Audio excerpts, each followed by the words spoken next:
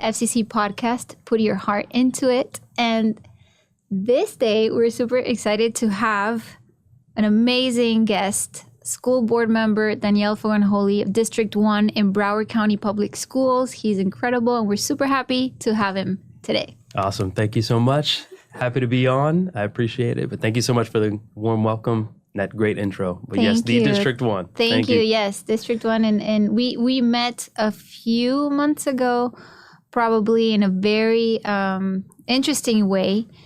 And, well, I am Danielle Dubuc, serve as Executive Director of FCC USA, Fútbol con Corazón.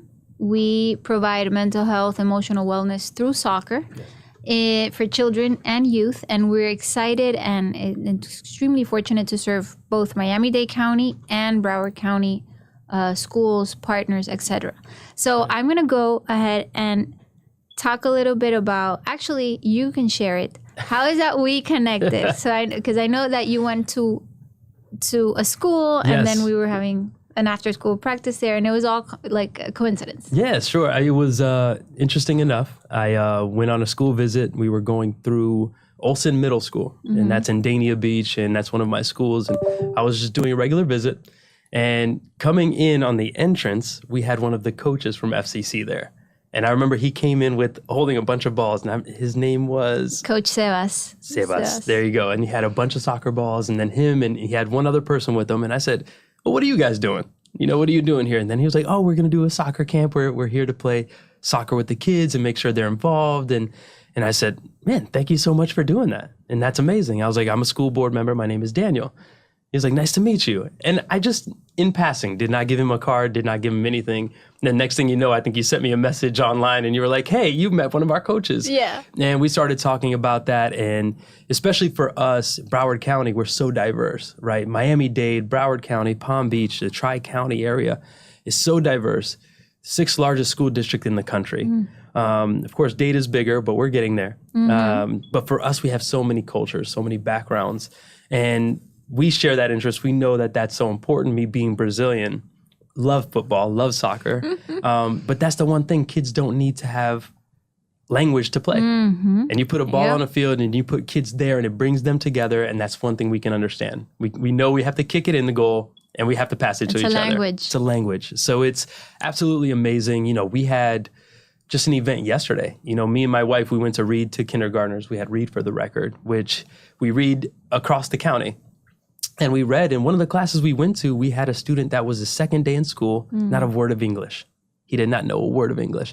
And fortunately, the book we were reading was With Lots of Love, Con Mucho Amor. Oh, I know that one. And it was in Spanish, so he was so happy. The fact that, and I had all his students, like his classmates repeat in Spanish, and it was just so awesome to do that.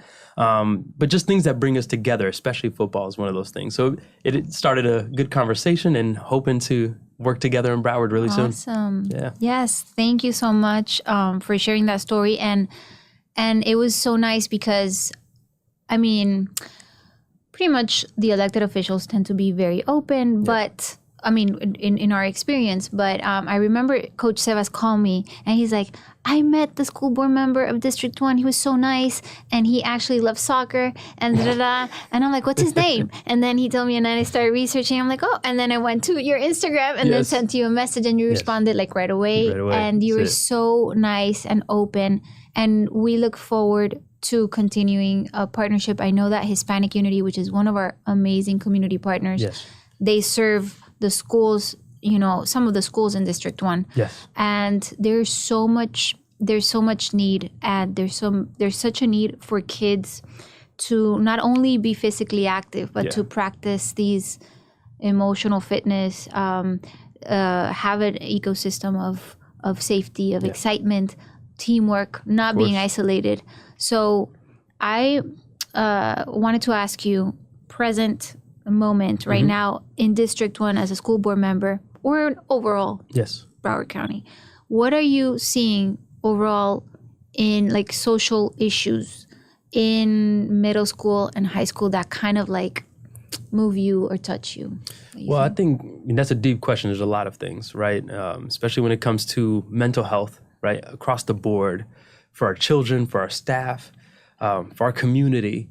But me being the one big thing right now that, especially for me, it's a weight on my shoulder and sort of like tugs at me the most is I'm the only Hispanic board member on our board right now.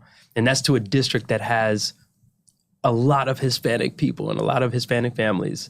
So for me, I see it as a responsibility of myself to make sure that I become a representative, not only to my district, which is District 1, has a lot of, Hispanic families, Latino families, but also just as Broward County as a whole, there's so many immigrant families, so many families that are here, but not only people that are just coming in, right? People hear those things, people say, oh, they're coming in the country, and no, that's not what I'm talking about. I'm talking about people that have been here, doing it the right way. Even my parents, they were here for years. And when me and my sister were born, we know what it is to come home and teach your family English, teach your family things you're learning in school and that language barrier. Earlier this week, we opened up our first International Welcome Center in Broward County. So that allows people that don't have access to English lessons to understand how to learn the language. Our ESOL department is phenomenal. And we're just trying to get better. So different things like that, I know that is a social issue that I want to get better at. Broward, we're welcoming. We're a district that is open. And if you decide to raise your children here and your family here, we want to be a resource to help you. So that's one of the main things that I want to focus on. But like I said, we have mental health issues. We're trying to find better resources. We have grants, different things from, even Washington, Tallahassee that are coming down. We're just trying to put to good use. And a big thing too, we've talked about it before, bullying, right? When we talk about bullying is a big pet peeve of mine that I really want to address. We can't keep ignoring it. What are the top 3 reasons that people leave schools, public schools? It's because of bullying. So what are we doing to fix that? And I believe it should be something uniform to really help kids sort of say, hey, like we shouldn't allow this to go on in our schools.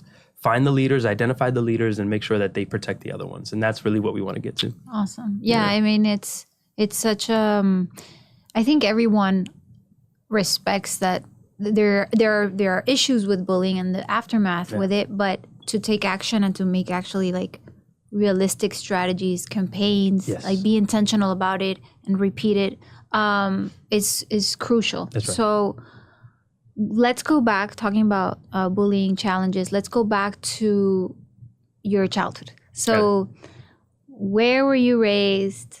What school did you go to? Gotcha. And what were some well, I'll ask that later. Yeah, some challenges that I. So I. It's funny enough, I've had a background that's been very different, right? I serve on the Broward County Public School Board, and that's public schools. But early on, I was a private school kid. I was in public school at Columbus, Ohio, for a little while. Private school in Columbus, Ohio. Came down to Florida, homeschooled for 2 years. From homeschool, I went to public school. Went to Ramwood Middle. That's a huge... big exposure right there. And it was a wake-up call. From that, I went to... My mom had a fear that I was going to be left behind or swallowed in the public school system. It was too big. And I also wanted to play American football, and I was tiny. Like, I'm small. So I went to charter school, so I went to a Coral Springs charter. And I ended my high school career at Dave Thomas Education Center. So I went through pretty much almost every education model that you can go through. But for me, it helps me so much now in what I do, because I understand what families are thinking, where parents are feeling, we want to make sure that parents have the right to choose what's best for their child, right? We want to support them. But for me, it doesn't make me less of an advocate for public schools. I want to make sure our schools are the best. They have the best programs, best, different things, like I said, like if it's access to sports. I want to be the best. So for us, just want to compete, but we want to make sure that parents have that choice. So that was my background. But, Dave Thomas Education Center, which makes me the first board member to graduate from an alternative school. So, which is pretty cool. That's awesome. Right? And do you have what's your, or maybe 2, I'll let you choose 2. Okay. But 2 best memories from your childhood. Okay. Or your youth. Man, 2 memories. The 2 best. Wow. That's a tough one. Because you have a lot. It's a good thing to have a lot. I think, for football, I think from high school, I would say here, Coral Springs Charter. I remember I was a backup quarterback. I think my first completion was awesome. My first pass that was completed was a big one for me. Yeah, I don't know. And I think that's a really hard one. I can't think of a second one that stands out to me. But of course, graduating, I think graduating was a big one too. Graduating That was is a a big huge one. milestone Yeah. always. Very It's a big beautiful one. memory, and Yeah. you see all the family celebrating. But it's curious. It's funny because usually when you ask people about like memories, and if they were playing some sort of whatever recreational sports Yeah. or team sport, they remember. There's a Yeah. whole emotional tie to it, and the impact it has. Did you Yeah, ever that's have interesting. good coach mentors, or were they amazing? Were you're like, I don't want to put them on blast. I could put them on blast. I had great coaches. No, I had great coaches. Okay. I think their coaching styles were different. But I grew up in a different era of when it came to playing football, and playing American football is what I did. So Okay. when I say it was a different era, we were a little tougher Oh, okay. than what it is now. I think, and I respect the football players of today. I do. But when we were kids, it was very rough. It was very rough. And I grew up playing in Northwest Broward, representing the Raiders. So we played against the Pompano Chiefs, Pompano Cowboys, Lauderhill. So a lot of people always ask me how I know so much of my community. Right. So much of Broward was because of youth football. Wow. And a lot of people don't know. So I used to travel to the communities. I used to know the cities. I used to know the malls or the football fields and the culture. That's community. Yeah, you grabbed context right there. Yeah, so people always make fun of me, like, how do you know so much about Hollywood? Or how do you know so much about Hollandale? Like, man, I grew up in Broward. I was a Broward kid. So, I take pride in that. But like you said, it's memories that I still hold on to. I still have pride about it, So it's really cool. Yeah, I've heard stories of like amazing coaches, and before it used to be more like intimidation based, right? Fear based. Correct. Now there's a mix. Yeah. But at FCC, I know, like, for example, our director of coaches, he's very consistent, and it's very like, there's a lot of things that he won't scream, right? But Yes. he'll be very direct, and there's a whole expectation. But there's also the humor, and there's also trauma-informed practices. Correct. Because, of course, we know that there could be a lot of healing through mentorship in sports. That's right. So let's go to like what's probably the saddest or most challenging memory that you have growing up. Oh, man. What kind of podcast is this? This is we're going deep here. What's going on? Man, the saddest thing that I had, I think always, when you say sad, I think automatically you're going to go to any death, right? Mm-hmm. So my grandfather passing away was tough for me. How old were you? I don't even remember. I don't even remember at that time. And it was a strange thing. My grandfather actually distanced himself from the family at one point, but he was very close when I was really young. So for me, it was very tough. And even till this day, I handled death very, very interesting, in a different manner to me. It's a very personal thing, but I just don't, it's almost a little cold, but that was a sad moment for me personally. That's something I had to cope with. And I think I see, students, when I hear that happens today, to students, it's more than, just to say, oh, I'm sorry, or just to, kids really have to cope with different things. And we see that whether you lose a coach, whether you lose a teacher, a principal. The connection. Yeah, a connection, just to lose that, you know what I mean? And it's so much, and everybody copes differently. Yeah. So even going back to coaching, like you said, coaches have a gift, not all, but most you have to know how to access every child, and every child is different. Yes, absolutely. Right? Some coaches knew that, yelling at me or doing this or doing that, most coaches figure it out for me. And just like my life, how it is now, when you tell me I can't do something, I'm going to do it. Like when you tell me you cannot. You like that defined. Yeah? No, it's not even that, but it's just sort of saying, I'm going to prove you wrong. Exactly. And I'm going to thank you for it later. Right? Like for me, it's, you can't get into politics. You're too young. You can't, no, you'll never get a position. This next one now, you'll never win an election in Broward. I can't wait to prove people wrong. And it may not happen this cycle. It may not happen the next, but it will happen. And when it happens, it's going to be, I told you. I told you. So where do you think you get, and that's really interesting, because there's this amazing mentor coach, and he talks about having purpose in life, and he says your purpose in life is really like, how do I find my purpose? And so, like, for example, we teach students, your purpose can be proving your supporters right and proving the naysayers wrong. That's right. right? Like that could be one of them, right? Or it could be breaking the cycles of intergenerational trauma from your family. But I remember growing up, I had also naysayers, a few supportive, but a few supportive people in the family. But then I had like some teachers, they were not like evil. Yeah. They were just like, you're never gonna do this. You're never gonna, because, you know, I was, for example, I was in survival mode many times in my teenage years where I was extremely rebellious. So I know that that creates kind of a fuel of like, oh yeah? Oh yeah. Some other people might be like destroyed. Correct.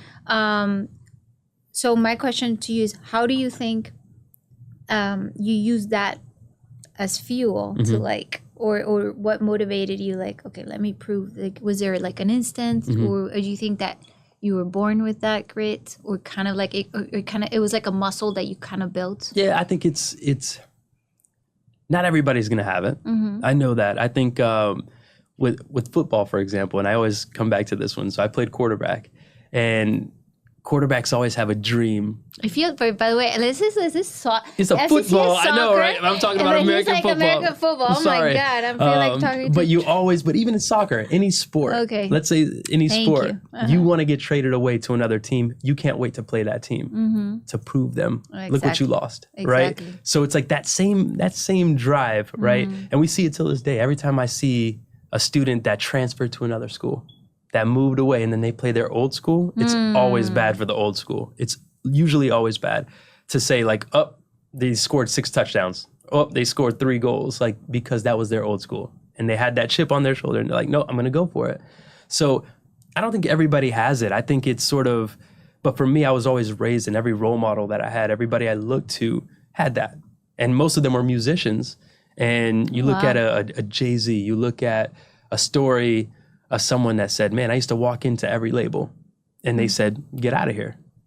Drake is a huge artist now, but he says he still uses it. If you listen to his music, he still uses the example of Universal Records.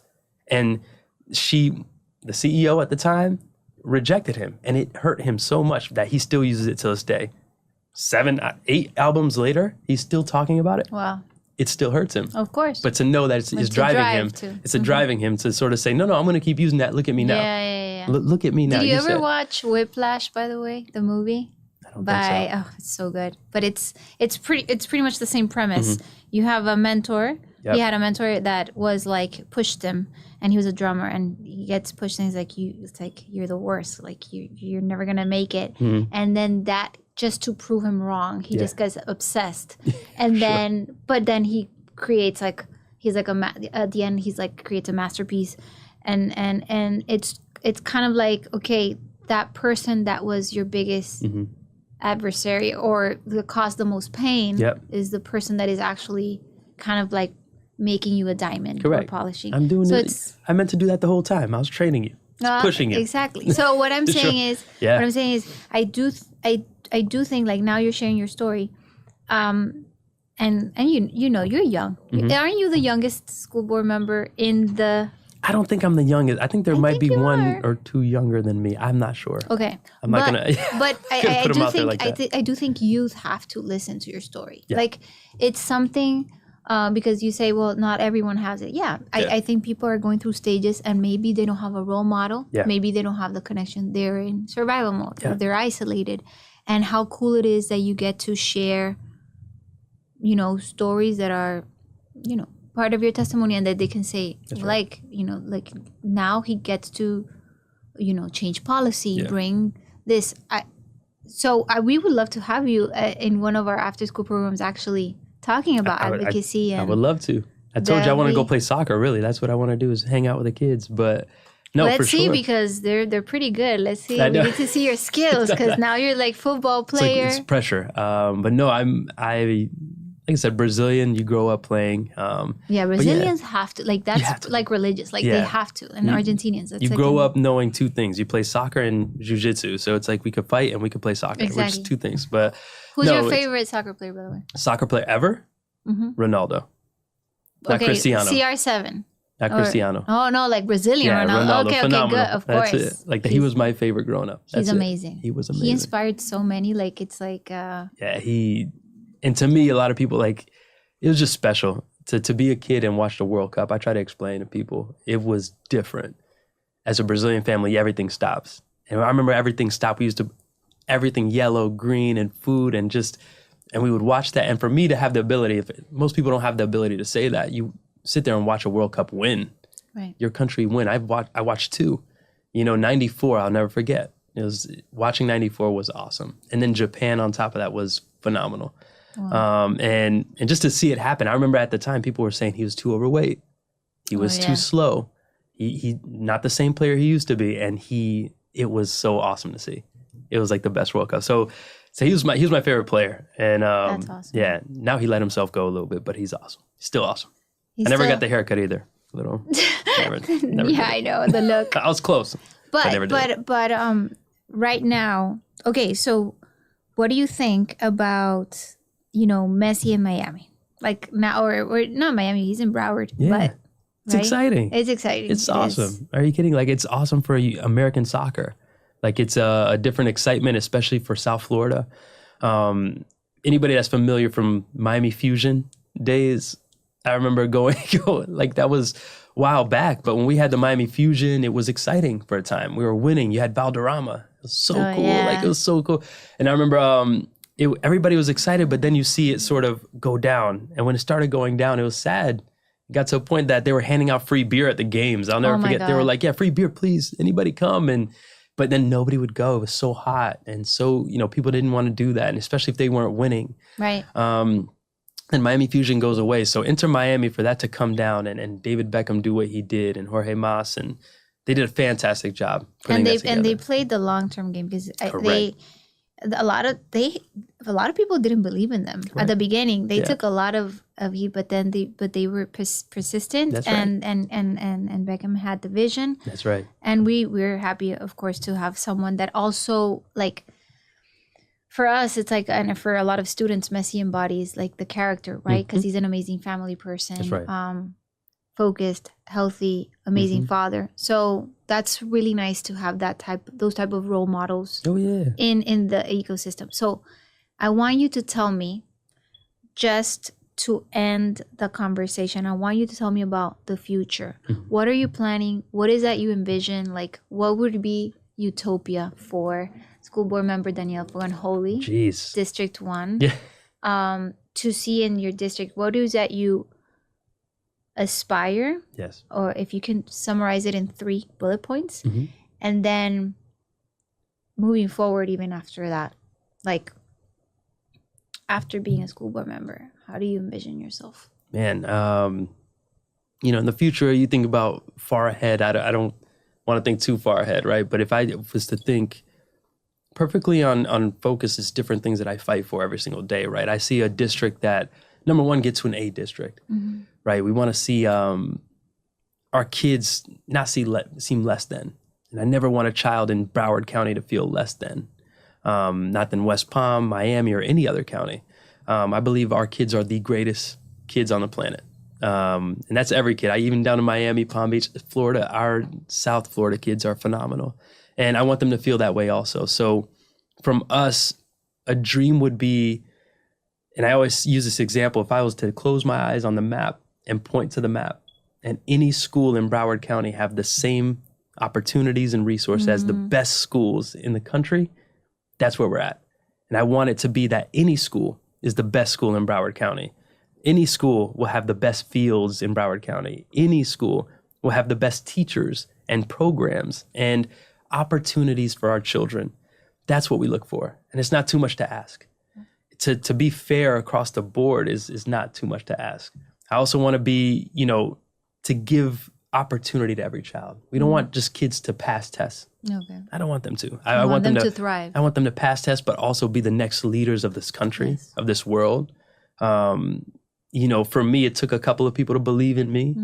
And a lot of people counted me out. But when I see kids, it doesn't matter who they are. I see potential everywhere we go. And it may be a quiet kid. It may be, somebody that's over here. Every child is a potential to be the next world leader that we need. And it's a community leader. Yeah. Who's the next commissioner? Who's the next mayor? Who's the next nonprofit CEO that's going to lead something that's going to lead to, mental health or whatever the case is. our kids have the best, the most potential. So I think for me, it's the children feeling and having that opportunity to be the best. Love that. And yeah, so I think it would go through, student achievement, equity, making sure that everybody has those same resources, same opportunities, and just across the board be fully functioning and thriving, and everybody just moving our education system forward, because everything else will fall into place. Awesome. But that's where I see the future. Now for myself, I'm a man of faith. I believe God put me here for a reason. So I'm going to do the most I can with the time, and if it's to lose an election, to not be in the seat anymore, if that's what my people and my constituents choose, that's their choice. And it's very tough as a politician. You'll never hear somebody say that, right? Like, it's really hard to see politicians say, if I lose, I lose. Right. But for me, it's not about winning and losing. For me, it's about seeing these kids succeed. That's where my heart is. So if it's going to be somebody else, I'll push them forward. Let's do it. And I'll hopefully help. But I believe I'm the man to do it. I'm the one that's going to fight for these kids and be in the community. And I feel like I'm long-winded here, but sort of even another thing in our community as well is violence, right? We see a lot of violence. And a big miss, especially in Hollandale, Dania Beach, like our cities, our families are hurting. And these kids now, especially when it comes to entertainment or different things, are glorifying violence and kids being hurt, being killed. Oh my God. And it hurts me, especially coming from an entertainment background. Like, I used to do music even years ago, and now looking at it and saying, man, like, this is affecting our kids so negatively. It's really trying to get ahead of it. And how can we, fix this? How can we get this better? And to say there's a better option than to go, out on the streets. We want to beat the streets and just sort of make this better for our kids. Yeah. But like I said, it's an opportunity for every child, regardless of where they come from. Yeah, you intrinsically want the child to thrive. And I think that's really cool that you meet them where they at, and you also want them, you see them with purpose, with thrive, that they want to thrive, that they could thrive, and that they have the platform to do it. That's right. And one of the things that we say at FCC is like, anger is not wrong. Yeah. Feeling frustration is not wrong, but it does not have to be destructive. Yeah. And so sometimes what I truly believe is that beyond mental health, beyond anything, what truly matters is if we can teach the art and science to children, and not only teach it, but model it, of emotional regulation skills. Like if they can, and also understand how they can build resiliency, because challenges are going to come. There's always going to be trauma or obstacles and setbacks. But if we can create communities where we can instill this, and we have elected officials that are aligned with that, I think that's going to be, we're going to see progress. Is violence going to disappear? Of course not. But at least we can see a road towards progress. Yeah. And I think that's really cool that you are sensitive enough to acknowledge, and then also very proactive and smart to look for strategies to, to create that ecosystem in District 1. So it's really cool. Definitely. Thank you. And I think we hope we can score goals together in the community. Yes. And I know I'm gonna let you, because I know we have 1 minute and 20 seconds. I'm gonna let you finish this conversation. Yeah. No, it's and like you said, I think the big thing is partnership, right? Is being open. I've said that our school district has done such a good job of creating a bubble. And if creating a bubble is not a good thing, right? So created a good job of doing a bad thing. I feel like it's left people out, right? And there's so many people in the community. The only way that we can move forward is together. Yeah. And that's working with different partnerships like us. We're talking about so diverse and so many things that can bring kids together. Why are we not working together to make it happen? Yes. This is a good thing that we can do for our kids. Yes. So let's do it. We're talking about our faith-based organizations. Our faith-based organizations have been wanting to come in and mentor our kids for years. Why are we not allowing this to happen? It doesn't need to be preaching. I'm talking about coming down and really talking to a kid and saying, hey, are you okay? Yeah. What do you need to talk about? Support systems. That's it. Mentors. People. We have 5,000 role models. We have different programs that are in our schools right now that are doing so many good things.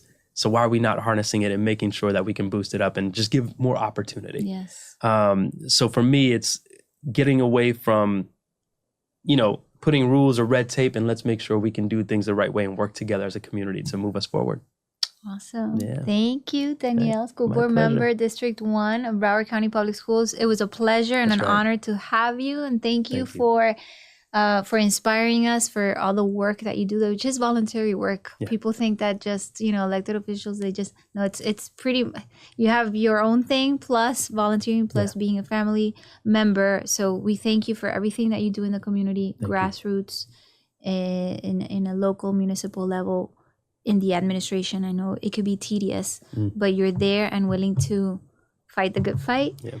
So thank you, Miami Community Newspapers, Grant Miller, Andres, here, everyone. Thank you so much for this opportunity. And we hope that you tune in for our upcoming FCC podcast. Let's see who's going to be our next guest.